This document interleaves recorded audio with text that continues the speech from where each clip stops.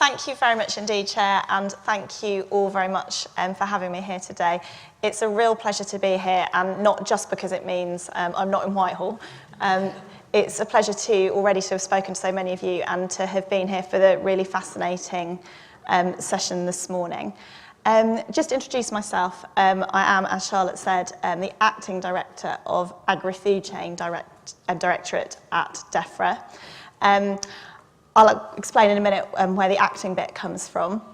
I'm quite new to Defra. I joined over the summer, and prior to that I worked for the best part of 10 years in and around the Department for Health and Social Care. So although that included some time out in the NHS, I've spent most of my career in and around Whitehall. And so although I'm very new to the food and the broader environment agenda, and indeed farming and agriculture, I'm very excited and I'm feeling honestly very passionate about it. As I've already said to one or two people this morning, one of the reasons I wanted to make the move over to Defra was not just because of the really important role it was obviously going to be playing in the future of our country in these really important issues after EU exit, but because I felt that I'd spent years in the Department of Health and Social Care struggling, if I'm honest, to work on those sort of upstream issues about what actually matters for our society's health and well-being. And perhaps oddly from Defra, I feel like at events like this, I feel much, much closer to those really important issues. So that's a bit of background about me and explains why I'm particularly pleased to be here. Quite a lot of the onward materials for this conference talked about a senior government minister being here, so I should get in a quick apology that I'm not a senior government minister. My colleague Tim Morden, who may have been at last year's event or the one before, said it's a bit like people, buying tickets to see David Tennant in Hamlet or whatever, and they get there and then it says played by the understudy, which is a joke, so apposite I thought I'd reuse it. So apologies that I'm not a senior government minister, but nonetheless I hope I can add a bit to this session and tell you a little bit about how things are seen from the Defra angle at the moment. I've got quite a few slides, not all of which I propose to speak to in detail because I think, as is the way of these things, quite a lot of the material was touched upon or indeed covered off by Robert and by Minette this morning. So excuse me if I rattle through a bit, and obviously we'll then have the chance for some questions. But what I'd like to do is just give a few headlines, speaking as myself, but also trying a bit to channel that inner senior minister who isn't here in person, about the bigger picture vision for agriculture and the agri-food chain.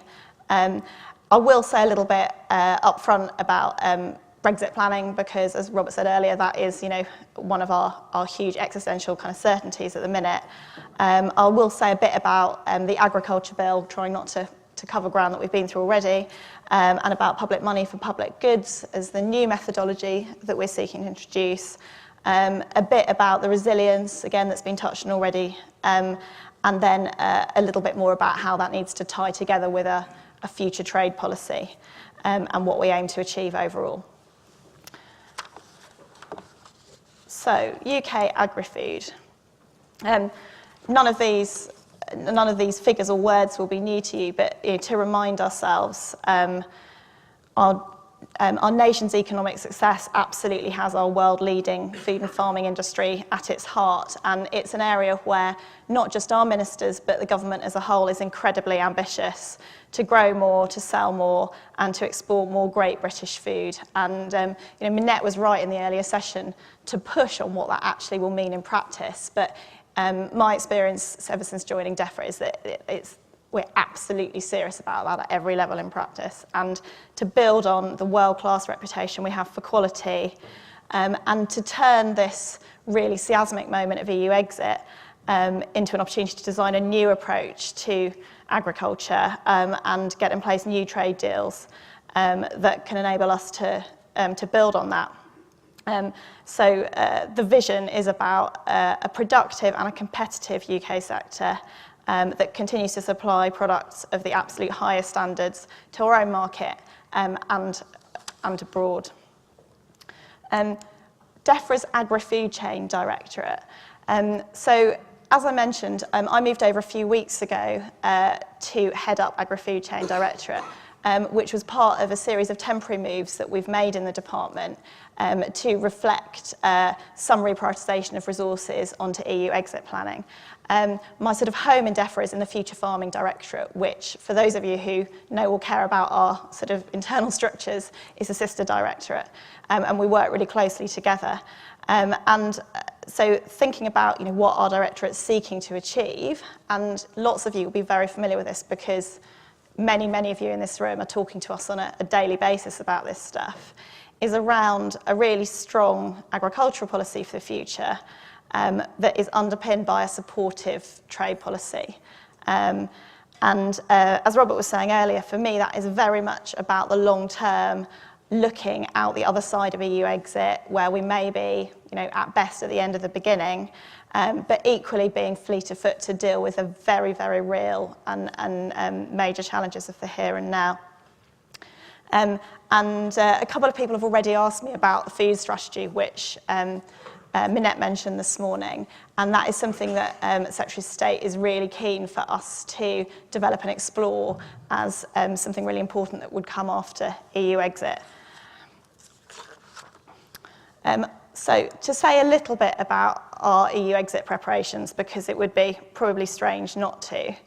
As well as thinking about that big picture, we're doing lots of planning for day one. And I mean, it's a cliche, but like most cliches, there's probably truth in it. EU exit brings lots of challenges, but it brings terrific opportunities as well. I mean, the slide talks about the food and drink sector, but that, as you all know, that's about the whole of the supply chain. So ensuring an adequate supply across that whole chain for day one, but also ensuring the right level of resilience after EU exit in terms of affordability, of safety, authenticity and of quality. And so there's a range of work that's been really set up in a detailed and I think very crunchy programme ever since the referendum, focusing on readiness and working with our partners on readiness for EU exit. Two in particular, which are sort of homed, especially in Agrifood Directorate, and which some of you will be familiar with, is one around geographical indications, where we're looking to set up our new scheme to provide continuity with the current one, and then a broader one about confidence in food standards, which is seen to be key again to kind of getting that new settlement off on the right foot. Huge range of work around resilience of food supply, again, well underway in connection with, but also before the no-deal planning became quite so much to the fore.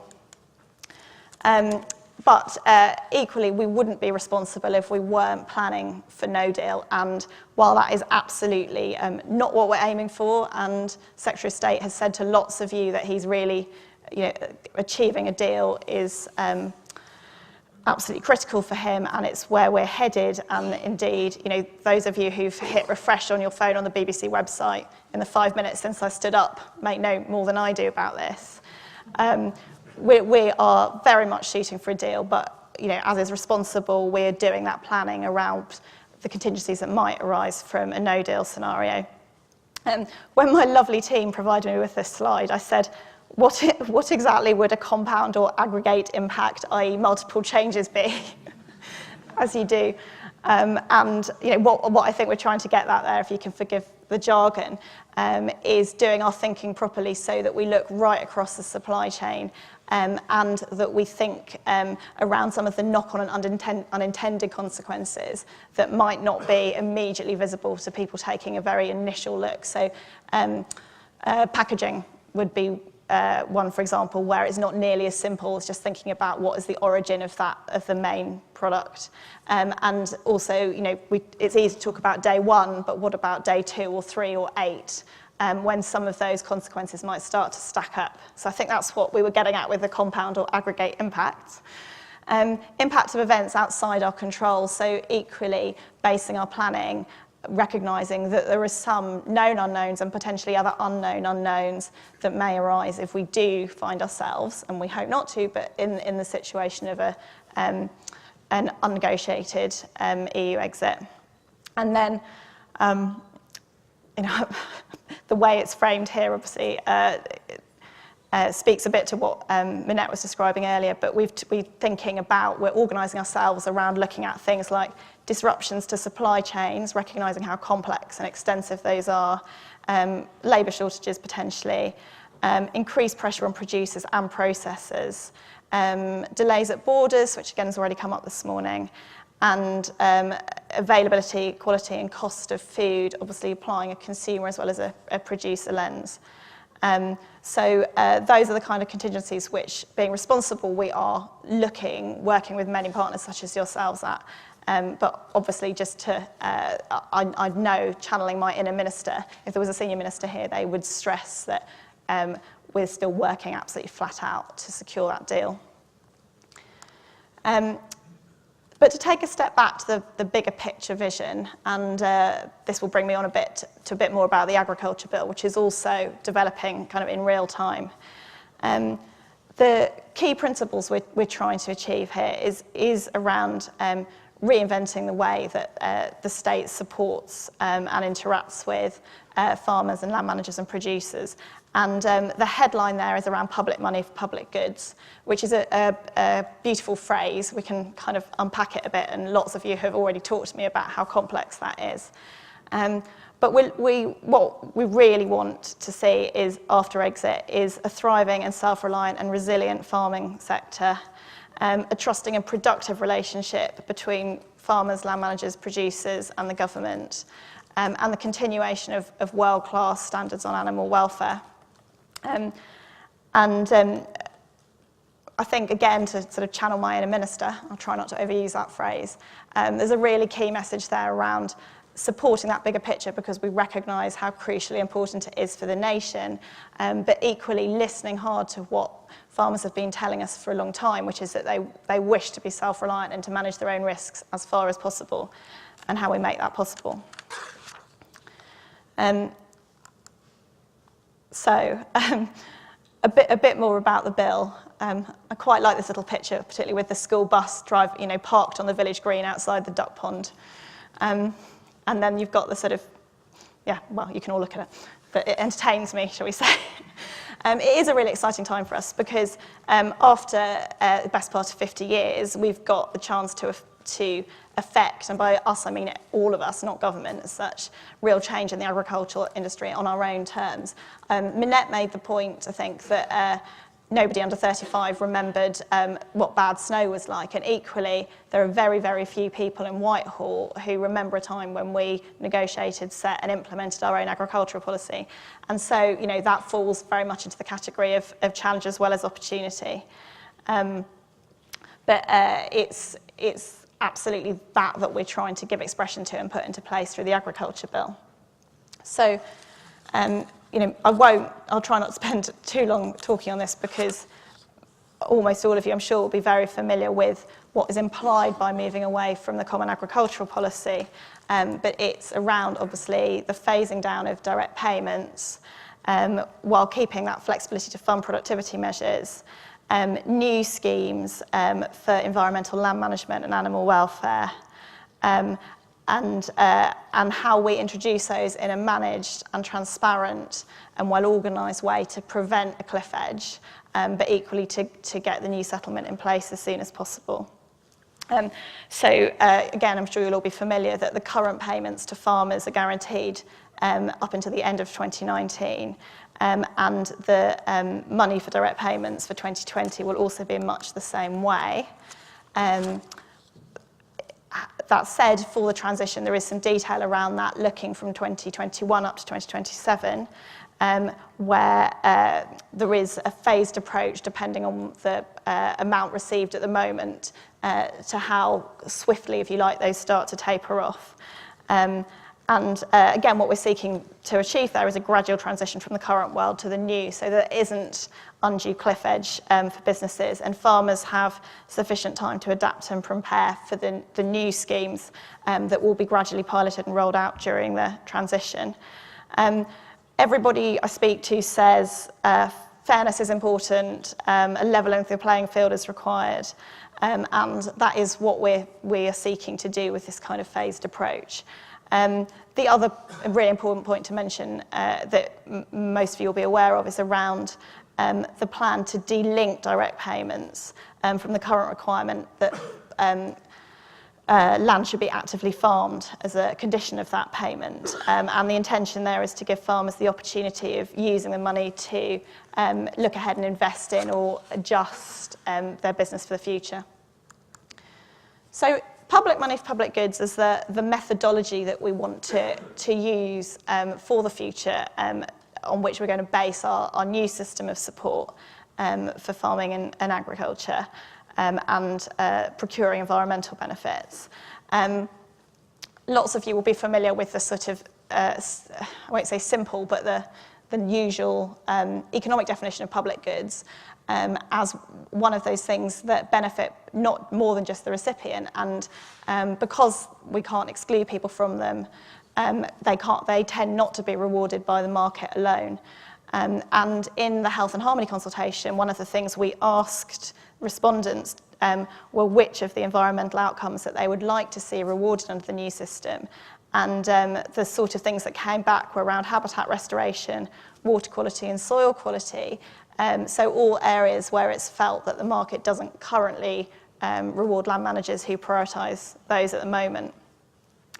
And the intention is that we will get to a system where payments are based on those who are successfully delivering public money for public goods, alongside, in many cases, continuing to produce goods that are successfully traded and rewarded on the market. If I was unpacking this a bit more, I would say let us consider public money for public goods as shorthand perhaps for something which is more around public interventions for the things the public value, because anybody who's seen the Health and Harmony consultation response will see that there are lots and lots of things that we value, of which food production and food security is obviously one, which are not strictly speaking public goods, and yet they are things that the public value, and where it's absolutely right that we should be thinking about what's that range of government interventions. So not just direct payments with a small d and a small p, but regulation, legislation, engaging with you and much more broadly on behaviour and cultural change to secure those things, even if they're not strictly speaking public goods. And there's something there around farmers and land managers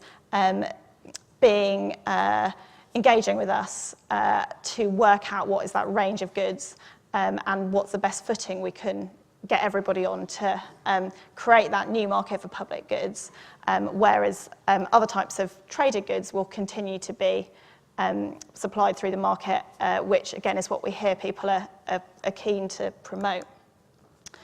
I've got a slide or two here, I think, around environmental land management and what we're trying to achieve on it here.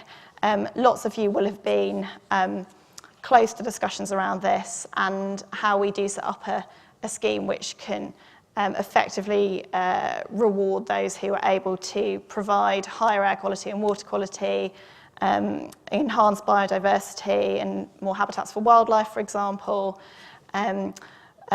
reducing and adapting climate change, public access to land, all these sort of things. So some of the headlines here around flexibility, an outcomes-focused approach, an improved regulatory culture that people feel is proportionate, and encouraging collaboration, particularly so water is an example of where delivery at scale is much more realistic than necessarily expecting individual or smaller scales to be delivering those outcomes.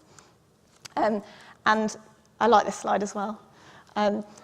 This ties in very much with the 25-year environment plan that lots of you will be familiar with, which has this headline that this government wants to be the first to leave our environment in a better state that we found it, which again is easy to say, but like lots of you, I find quite motivating as well as a headline, however difficult it is in practice to make sure that we're sort of cleaving to that in our day-to-day decision making, and as referred to earlier, our day-to-day judgment calls.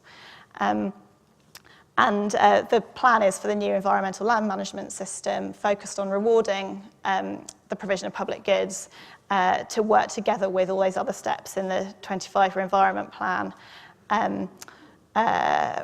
again, looking at improved water quality, with the efficient and effective use of fertilisers, and, for example, soil health. As some of you will have seen, it has been announced the plan for an environment bill in the next session, which should put some of that on a statutory footing. I've got a little bit here about farming resilience and volatility and risk management, and I propose we won't spend too much time on these because I think Peter will pick on some of this in his session and no doubt in the questions. But the sort of emphasis that we want to put for the new system, again on that theme of collaboration, is around skills and knowledge exchange, investing in the future workforce, and as was mentioned, it was great to have some students in the room thinking about the future workforce here. The huge importance of agri-tech and all the innovation that's, again, coming through really excitingly in real time. And again, the scope to invest, taking a long-term approach to new technologies. So going back to the bill, there is quite a lot in there, which is around how we deliver that in practice. So actually, the Secretary of State said another speech that he gave quite recently that he doesn't like to use the C word.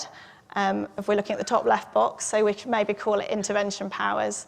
Minette mentioned those, and they're sort of being debated as we speak, almost, in the Agriculture Bill Committee. There's data powers around ensuring much more fairness and transparency in the supply chain, which again came through very strongly in your and others' consultation responses. The protection of animal health and welfare standards, and about productivity, recognising that as a really key theme that should be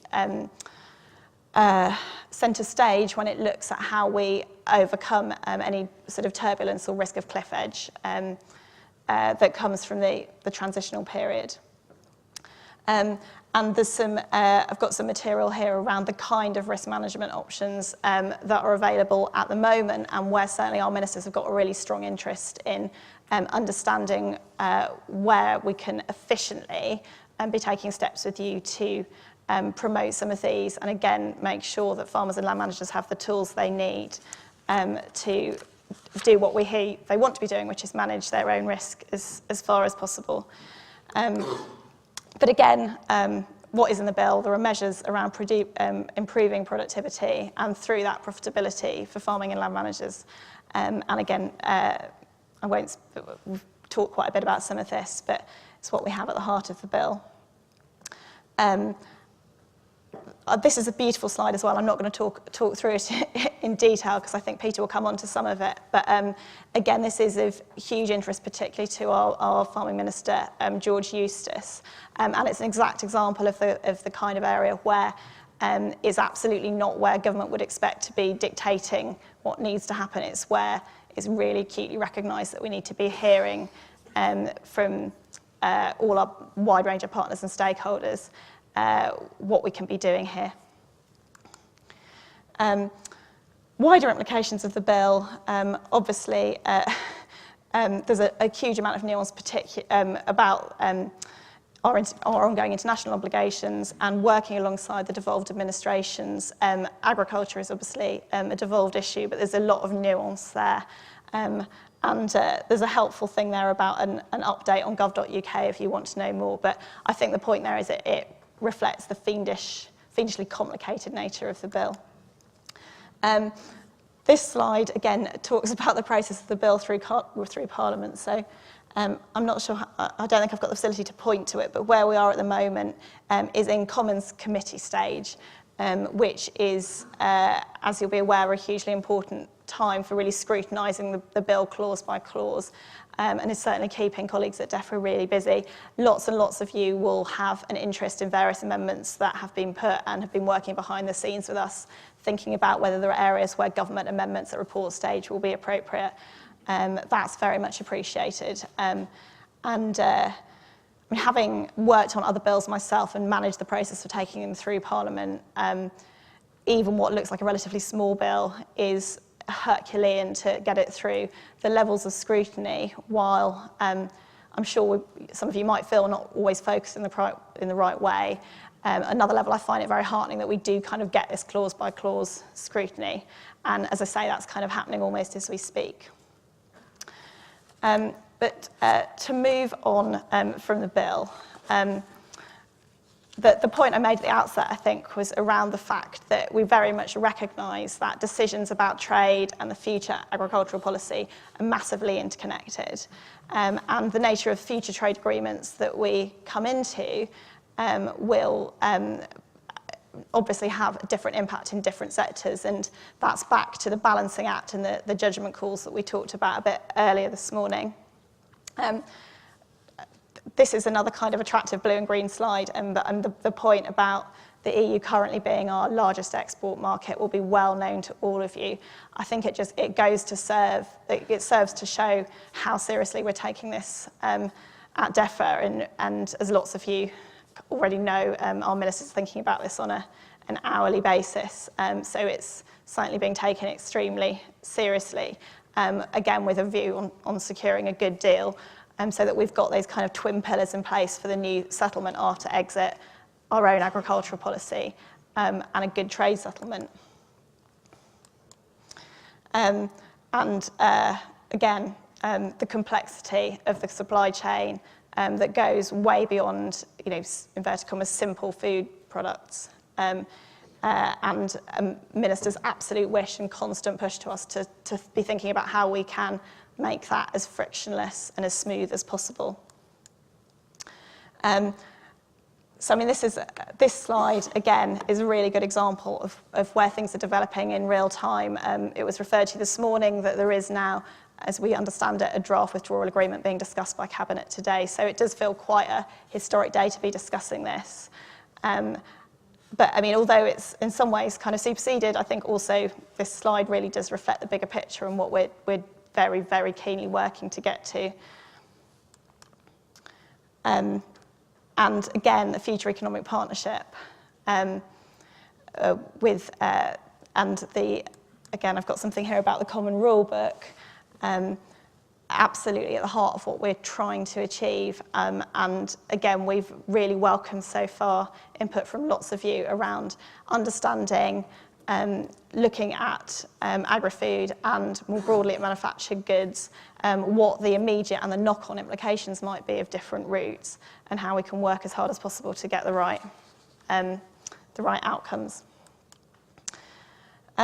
So what we aim to achieve for March 2019, this is a good reminder for me as well, absolutely, regardless of the no-deal planning that's keeping us really busy, thinking through contingencies and thinking about how we keep the show on the road, we really are seeking to get for March next year a functioning statute book upon exiting the EU, which transfers EU regulations, so for example, on animal welfare, on food safety, on environmental protections into UK law, enables payments to continue without a cliff edge in line with our funding guarantee for this Parliament, to have the systems and processes in place, particularly with IT, well tested and ready to implement those changes, again to try and get that frictionless transition.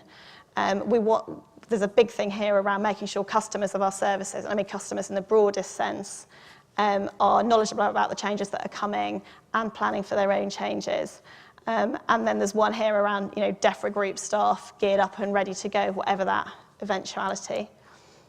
So, working with industry stakeholders, which I think is shorthand for people like yourselves, to understand as much as we can and have that real line of sight around your current systems and what you're planning for and developing appropriate policy options. Sharing expertise and sector intelligence where that's possible and appropriate. And the knowledge exchange. There's an example here around the Brexit livestock group, which I know, again, met with some of my team earlier in the week and has been really helpful and influential in scoping out future trade policy. So I wanted to end really on thanking you again for having me here today and for listening. And also just to thank you for all your contributions up until now. And going forward in helping us work through this period, understand the consequences of this really unique and challenging situation that we're in, but equally the opportunities it offers, and all the engagement we've had up until now and in the future. So I think more than ever now, we need partners, we need people we can collaborate with, we need people to tell us how it is, we need critical friends, and you're definitely the people for the job, so long may that last. Thank you.